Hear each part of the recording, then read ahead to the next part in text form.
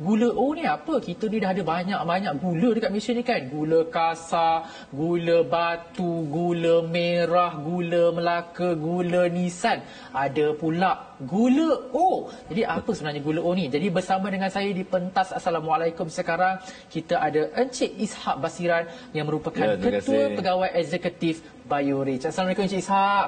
Waalaikumsalam warahmatullahi wabarakatuh. Sihat? Terima kasih. Alhamdulillah. Alhamdulillah. Jadi Encik Ishak, tadi bila cakap pasal gula O kan, jadi penonton pun dah tertanya, gula O, apa sebenarnya gula O ni? Dia perbuat daripada bahan apa ni? Okey, gula O ni sebenarnya adalah gula rendah kalori. Gula rendah kalori? Ya, maknanya kalau kita minum satu serving tu, satu cawan yang airnya 250 ml, kandungan kalori dia purata 3 kalori sahaja. 3 kalori dan sahaja. Kalau ikut FDA, 3 kalori ni almost dipanggil zero lah atau sifar. Sebab bila kita minum belum sempat masuk ke dalam digest system, dia dah tak ada dah. Oh, jadi Encik Ishak, kalau macam gula biasa, berapa pula kandungan kalori dia? Biasa kalau gula pasir lah kita cerita ni. Purata kalau satu cawan tu di antara 30 hingga 50 kalori. Tinggi tu. Itu dia.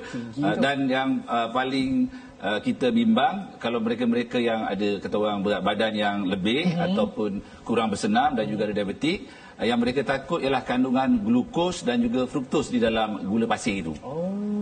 Sebab kalau glukos ni masuk dalam darah, dia akan menyebabkan bacaan glukos di dalam darah akan meningkat. Manakala fruktosa ni, dia ada 70% fruktosa di dalam gula pasir itu. Dia akan dipecah-pecahkan di dalam sistem dipanggil TCT, Krebs system. Dan kalau tidak digunakan, dia akan dikonvert menjadi lemak. Itu dia. Macam saya ni sendiri dah lah memang jenis bukan kurang bersenam, memang tak bersenam langsung kan. Jadi saya rasa saya memang perlu tukarlah daripada gula pasir biasa kepada gula O, sebab memang betul-betul rendah kalorinya. Rendah sangat. Jadi Encik Ishak kan, selain itu apa manfaat dan juga kelebihan gula O ni?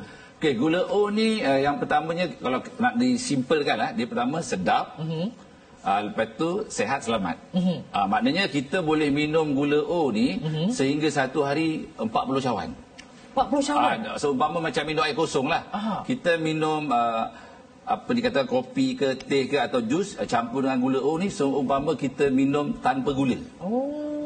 Dia tak ada gula tetapi dia manis. Dan kemanisan gula O ni 10 kali ganda berbanding dengan gula pasir biasa. Kalau boleh tengok ini kalau macam pakai boleh fokus kat sini atas sikit. Atas sikit ya. Okey.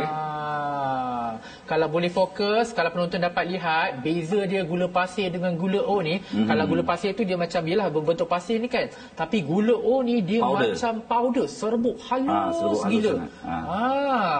Itu dia halus. Dan kelebihan lainnya, gula O ni dia mudah larut. Mudah larut. Mudah sangat larut. Maknanya kalau kita gunakan gula pasir, kita masukkan dalam cawan yang ada air batu, dia susah nak larut. Tetapi ini kalau kita ambil sikit je, 1 gram saja, masuk dalam jus yang ada air batu pun dia boleh larut. Dan kemanisan dia tahan lebih lama lagi. Selagi ada air, dia akan kekal manis. Berbanding dengan gula biasa, kadang-kadang gula tu berat. Gula biasa tu dia akan turun ke bawah. Kita minum permukaan dia tak manis. Yang ini tak, dia akan manis. Masyarakat dah tahu dah. Tetapi macam mana kita nak mengurangkan risiko bahaya gula pasir ini? Jadi kita menawarkan gula O. Dan gula O ni sebenarnya asas dia ialah daripada gula tebu yang kita panggil sukros, kita ubah menjadi sukralos. Dan di dalam ni juga ada gula daripada jagung, dextrose. Okey, jadi gabungan ini kita formulasikan menjadikan ia gula O, di mana kalau kita hanya gunakan secawan lebih kurang 0.5 gram hingga 1 gram dah cukup manis. Kos dia satu cawan tu lebih kurang dalam 5 sen saja. Maknanya kalau kita tengok per cawan, harga dia ialah sama dengan gula biasa. Selain daripada darah tinggi dan juga sakit jantung kan, gula pasir ni pun juga selalunya dikaitkan dengan masalah diabetes ataupun diabetik. Itu memang tak boleh nak lari kan. Jadi kalau macam gula O ni macam mana pula? Okey, kita tahu perangkaan 20% rakyat Malaysia pengidap diabetes ataupun kencing manis. Jadi gula O ni dia kosong kalori. Maknanya kalau katakanlah seseorang itu mengidap penyakit diabetik, dia ada kencing manis kan. Jadi kalau dia minum gula O ni, dia dapat manis dia lebih sedap daripada gula biasa.